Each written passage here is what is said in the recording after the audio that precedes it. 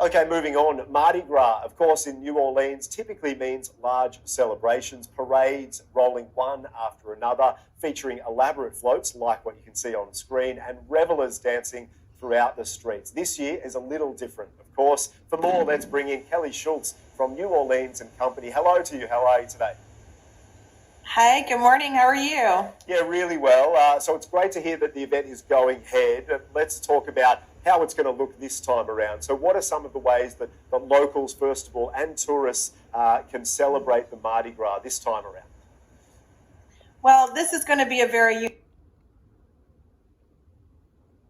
unique Mardi Gras because of COVID, obviously, and safety for our locals and visitors is the most important thing to us. The biggest difference this Mardi Gras is that there will not be parades rolling through the streets. Those big, beautiful floats that roll down the streets and bring out thousands or millions of individuals, that can't happen this year. But I will tell you that New Orleans people are very resilient and are coming up with some really creative ways to still get into that carnival spirit, but do so in a way that's safe.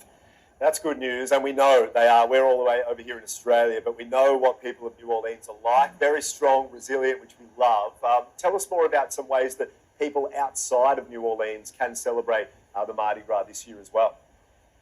Sure. So we know that a lot of people, unfortunately, can't get to New Orleans this Mardi Gras, but there are several things that people can do to celebrate from home. Having a king cake, which is our famous dessert that we eat at this time of the year.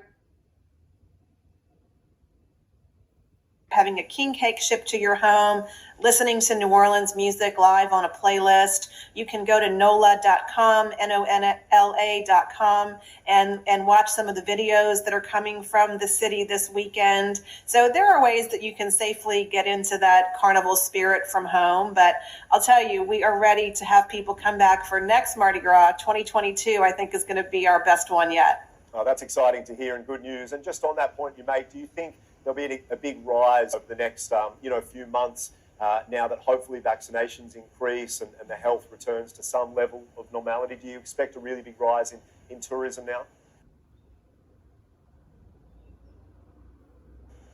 Yes, well, tourism is the heartbeat of New Orleans, and it's an industry that's been decimated by COVID. So we do have some optimism that as more travelers get the vaccine, they have that comfort level with traveling when it's safe for people to gather in large numbers, that we will start seeing a gradual return to the tourism industry that we need for our city to thrive. We think that's going to really start this summer. We have lots of reasons to be optimistic in the third and fourth quarter. A lot of our spring festivals have moved to the fall. Jazz Fest, for example, French Quarter Fest. Those things are going to take place in the fall. We've got some convention groups coming in the fall. And then again, Mardi Gras next year is March 1st, 2022. So it'll be a slow recovery, but we need those visitors to come back. We've missed everyone.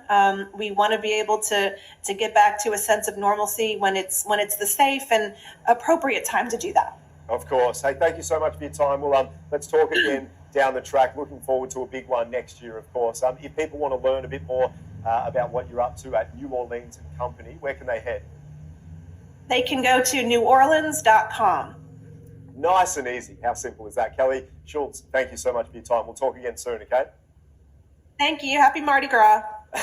Same to you. I've got to get over there one day. My goodness, how good would that be? Stay right there.